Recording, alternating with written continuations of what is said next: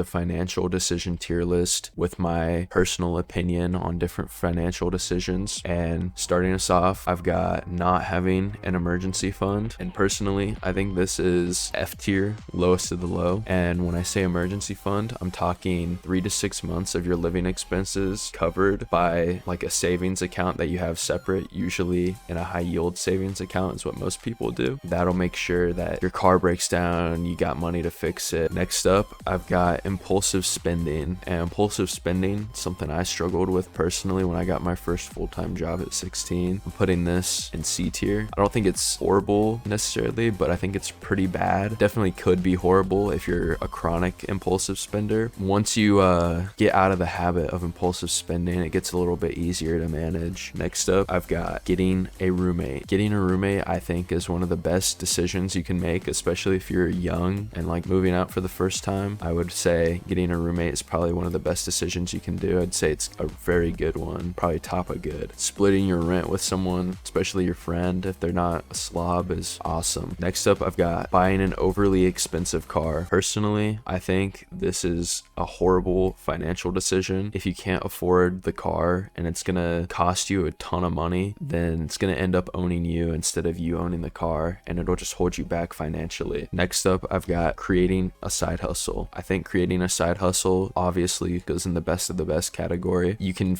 make a side hustle out of something you enjoy, and so you're just farming free money basically because you're doing something you like usually if you're smart about it. Next up, I've got being overly stingy with your money. This one's not bad, but it's also not good. I'm gonna put it B tier. It's not bad because you're gaining lots of money, but not good in the aspect of you're not using your money in moderation. Basically, you need to enjoy life. So I've got buy now pay later services, and this might be a controversial one, but I'm putting this in F tier and lowest of the low. And it's because I think these are really predatory in the aspect of they prey on people who can't afford stuff and they're not financially literate, so they'll make lots of buy now pay later purchases because they think they have enough money, and it seems deceivingly easy to pay them off. But once you get behind on the payments, they charge you an absurd amount of interest, and it can add up really quick and overconsume you. And I think it's just horrible in general, and you should stay away from it if you don't have enough money to buy it outright, especially if you're using it for stuff like paying for like DoorDash. It's horrible decisions. Next up, I've got another controversial one. I've got job hopping, and I've actually got job hopping in A tier. And I think job hopping is good because it keeps you at a higher income, and studies have shown that people who job hop often end up with like a 50% higher lifetime earnings than people who don't job hop. People may say it looks bad on a resume, but I don't think it looks bad. Next up, I've got giving people money when you don't have enough to be giving out for free, and also loaning money. And I think both of those are bad. If you're giving away your money when you don't have enough to like keep yourself in a stable position, you're risking yourself being unstable. And then if you're loaning money to your friends and asking for it back, then as Dave Ramsey says,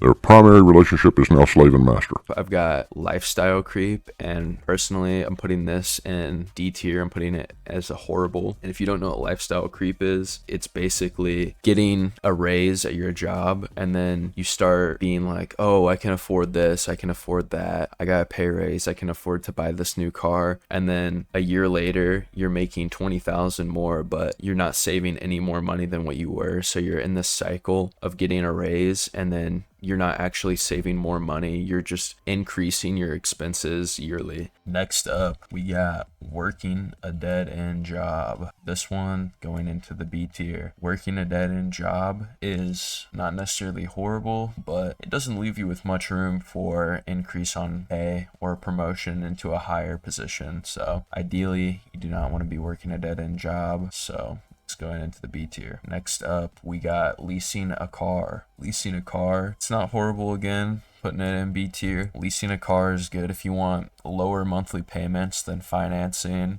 You get less money tied up, and it's also more predictable cost-wise, although it is more expensive usually than owning a reliable, cheaper car for 8 to 15 years. So keep that in mind. We got investing. Investing is going into the S tier, obviously, of course. You can do something easy like buying a low-cost S&P 500 index fund like VU. That's a pretty popular low-effort investment strategy. And historically, the S&P 500 has returned about 10% annually on average, although that is over like decades of time, so don't expect 10% all of the time. It will vary significantly year to year, so keep that in mind. And investing also isn't just stocks. It can be investing in better skills to make more money and just investing into your well-being overall.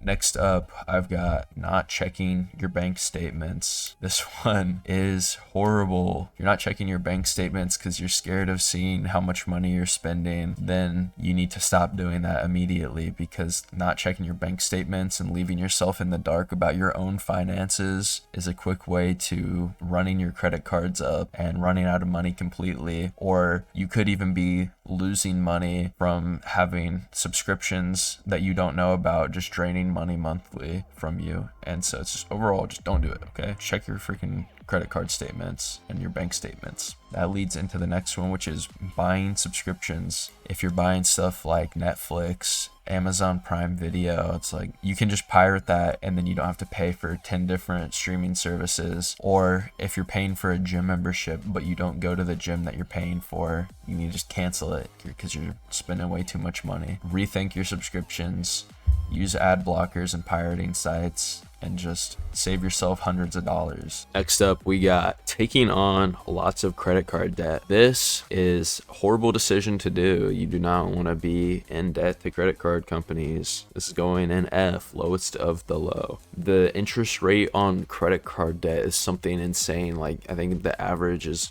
22% or higher or something. It's just absolutely absurd. It will take you years to pay off if you're doing the minimum payments, and it's set up like that for a reason. Just try to avoid it at all costs. Next up, I've got educating yourself financially. This one I'm putting in A tier. This is a good one. If you're educating yourself financially, you'll be more likely to be more financially conscious of what you're doing, and it'll lead you to having more money and probably enjoying your money more. Next up, I've got looking good. Looking good is actually a very sleeper pick that most people don't think about, but there are a lot of studies that show people who look good tend to get more luck with interviews going well. They make more on average. They're treated better. In general, I would say aim to take care of the way you look. So dress nice, get a nice haircut, take showers, obviously, and just don't show up to work looking like a slob. Don't show up to your interviews looking like a slob. just put effort into your appearance, basically. Next up, I've got not building credit. So you're freshly 18, you should be building credit. I'm putting that in C tier. It's important to have a good history on your credit that shows that you're going to be able to pay off debt and pay off your loan for when you're buying a house and a car. Next up, I've got owning a home. Owning a home is going to go at S tier, best of the best. Hands down, one of the best purchases you can make. It is way better than renting. And yes, people will say it locks you down longer, but you could always sell your house and move somewhere else if you didn't want to be tied down in that area. But realistically, it is one of the best decisions you can make. Next up, I've got gambling. Gambling I'm putting at F tier, lowest of the low. Possibly one of the worst things you can do with your money. There's a reason why 99.9% of the people you see gambling are always sad and losing all of their money. Avoid gambling at all costs. It is not going to get you any money. I would know from personal experience. The only thing worse than gambling on this list is going to a next spot, which is just completely giving up. You get too overwhelmed and you just give up completely. That is the worst decision you can do. It'll lead you to complete financial doom. You need to not let yourself get too overwhelmed and not give up. And don't take the easy way out of life either. That is never the answer to your financial problems, or any problem actually. In the next slot, I've got addictions, nicotine, alcohol. Those will just drain your money. Going into D tier, horrible. You can spend upwards of like $50 a day on cigarettes if you're a bad enough smoker, and it's just something that will drain your income. Or if you're doing other substances, it could even be more, and it'll just make your life worse, and it'll also make you poor. So just avoid doing that. Next up, I've got eating out too much. and this one I'm gonna put in C tier. I get it, you get like tired from work and you want to just go get some quick food. You don't want to go home and cook and make dishes dirty and stuff, but over time fast food adds up way more than if you just go to the grocery store and then meal prep on the weekends when you have free time. So this one's a bad habit. It will over time drain your money that you could be spending better or investing and making more money. Next up, I've got renting. Renting is going to go into B tier. It is fine as long as you're not doing it for your entire life. Renting is a good option for young people who need a place to stay, and especially if it's good if you can get a roommate, as we stated in the A category. Now we're getting into my secret tech that is being gatekept from the general public because it's too OP, but we've got donating plasma. This is S tier, best of the best. And then right after that, we got living with your parents and mooching off of them for free. And that synergizes with the donating plasma because you're basically making $400 to $800 a month for free off of the plasma because you go and you sit there for like 2 hours just scrolling your phone. Next up, we've got buying extended warranties. This one is going into the B tier. It's fine. Like, extended warranties are kind of pointless